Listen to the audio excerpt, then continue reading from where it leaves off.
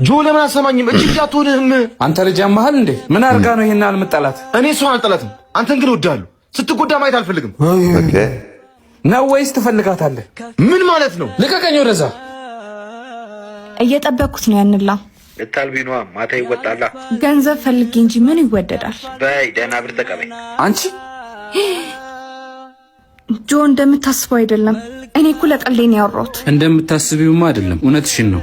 እኔ ምን ይወደዳል? በቃ አታካብዳ። በቃ አታካብዳ። ታውቂያለሽ፣ አንቺ ምንም መጥፎ ቃል አይገልጽሽም። ይሄው ማታፋው የምትይበት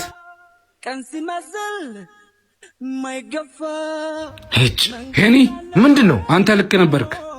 ይቅርታ አድርግልኝ። ገንዘብና ጊዜ ለማየው ነገር አታባክን። በጣም ይመቸው። አንዳንድ ጊዜ የጓደኛችን ምክርም ማስማት አለብን፣ መዳመጥም አለብን።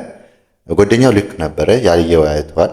ያለው ነገሮችን ለማሳመንም ሲሞክር ያው እሱ አልሰማም ነበረ። መጨረሻ ላይ በራሱ ደረሰበት። ኤኒዌይስ አስተማሪ የሆነ ቪዲዮ ነው። ይመቻችሁ። ላይክ ሼር ማድረግ እንዳትረሱ። ቴንክ ዩ